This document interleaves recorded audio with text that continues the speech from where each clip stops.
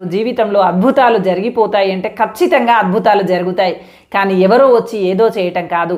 నీ సొంత తెలివితేటలతో, నీ సృజనాత్మకతతో, నీ ఆలోచన విధానంతో, నీ అవకాశాలని నువ్వు సరైనటువంటి దిశలో పట్టు బిగిసి పట్టినప్పుడు ప్రయత్నాన్ని వదిలిపెట్టకుండా ధైర్యంగా ముందుకు వెళుతూ చక్కనైనటువంటి ఆలోచనలు చేస్తూ అనుకున్న దిశగా అడుగులు వేస్తూ ముందుకు సాగితే ఎందుకు సాధించలేవు చెప్పు? కష్టాలు కూడా ఎందుకు నీకు ఉపకరించవో చెప్పు?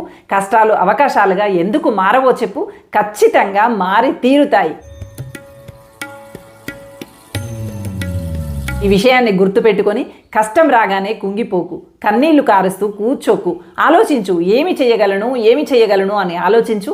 ఖచ్చితంగా ఆ కష్టంలో నుంచి అవకాశం దొరుకుతుంది. అవకాశం దొరకకపోతే అవకాశాన్ని నీకు నువ్వుగా పుట్టించుకొని మరీ ఆ కష్టంలో నుంచి బయటపడు. ఒక వ్యాపారి గుర్రాన్ని తోలుకుంటూ వెళ్తూ ఉన్నాడట. కొంత దూరం వెళ్ళిన తర్వాత పాపం ఆ గుర్రం నీటి కోసం పరుగు తీసి ముందుకు వెళ్ళిపోయి ఒక గోతిలో పడిపోయిందట. పడిపోయినటువంటి గుర్రాన్ని పైకి లాగాలని ఎన్ని విధాలుగా ప్రయత్నించినప్పటికీ కూడా అస్సలు ఆ వ్యాపారి వల్ల కాలేదు. ఆ చుట్టుపక్కల ఉన్నటువంటి వాళ్ళందరి సహాయము అడిగాడట. నా గుర్రాన్ని రక్షించుకోవాలి, ఎలాగైనా సాయం చేయండి అని చెప్పి వాళ్ళందరూ పలు విధాలుగా ప్రయత్నం చేశారు. ఎంత ప్రయత్నం చేసినప్పటికీ కూడా గుర్రాన్ని పైకి తీసుకురాలేకపోయారు. ఇంకా చివరిగా వ్యాపారితో అంటారు, ఈ గుర్రం చాలా వయసు ఉడిగిపోయిందే కదా, చూడడానికి వయసు అయిపోయిన గుర్రంలాగే ఉంది, దీన్ని ఏం బయటికి తీస్తాంలే, ఇదేం పెద్దగా నీకు ఉపయోగపడదు, దీన్ని ఇక్కడే పూడ్చిపెట్టేద్దాము, ఇంకా వెళ్దాము, దీన్ని బయటికి తీయడం మన వల్ల అవ్వట్లేదు అని చెప్పి అన్నారట. దానికి వ్యాపారి కూడా కొంతసేపు ఆలోచించి తర్వాత చేసేదేమీ లేక సరేలే అన్నట్టుగా తల ఊపి అందరూ కలిసి ఆ గుర్రాన్ని పూడ్చిపెట్టడం కోసము ఆ చుట్టుపక్కల ఉన్నటువంటి మట్టిని మొత్తం గోతిలో నింపుతూ ఉన్నారట. గోతిని నింపటం మాత్రమే పనిగా పెట్టుకొని గోతిని నింపుతున్నారే తప్ప ఎవరు గోతిలోకి చూడట్లేదు. ఇక ఈ గుర్రము మొదటగా భయపడిందట. అయ్యా, ఇదేంటి, నన్ను రక్షిస్తాడనుకున్నటువంటి నా యజమాని, నా పైన ఉన్నటువంటి పరివారం అంతా కూడా నా పైన మట్టి పోస్తున్నారే అని చెప్పి ఉలికిపడి భయపడుతుంది, బాధపడుతుంది. ఆ తర్వాత ఈ భయపడుతూ బాధపడుతూ అధికంగా ఆలోచిస్తూ ఉండటం వల్ల ఏమైనా ప్రయోజనం లేదని గమనించి నేనేం చేయగలను అని చెప్పి సునిశ్చితంగా పరిశీలించుకొని ఒక ఆలోచనకు వచ్చింది. ఏమని అంటే, వీళ్ళు పోస్తున్నటువంటి మట్టి పడగానే విదిల్చుకుంటూ పోస్తున్నటువంటి మట్టిని ఎక్కుతూ వస్తుంది. వాళ్ళు మట్టిని పోస్తూనే ఉన్నారు, అది విదిల్చుకుంటూ అడుగులు పైకి వేస్తూనే ఉంది. వాళ్ళు పోస్తూనే ఉన్నారు, ఇది అడుగులు పైకి వేస్తూనే ఉంది. ఇలా మట్టి పోస్తున్నటువంటి వాళ్ళు మట్టి పోస్తూ ఒకసారిగా తల పైకెత్తి చూసేటప్పటికి గుర్రం తల వాళ్ళ కంటికి కనిపించేంతటి స్థాయి వరకు వచ్చిందట.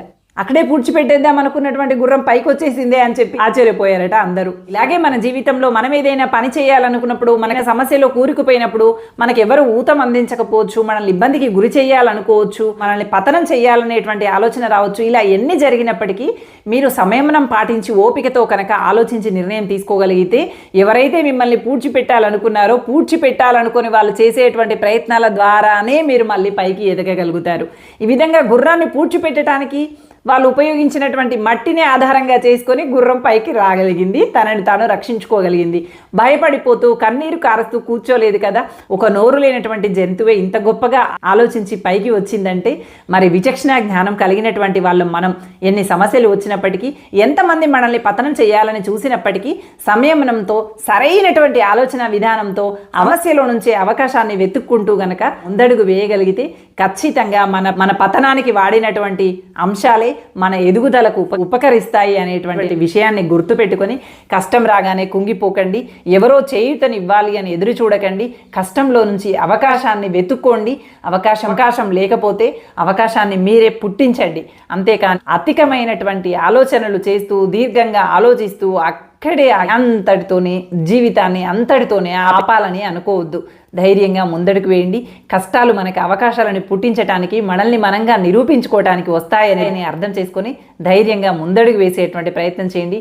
మీ జీవితంలో కష్ట విజయాలుగా మారి తీరాలని కోరుకుంటూ thank you for watching. Bye.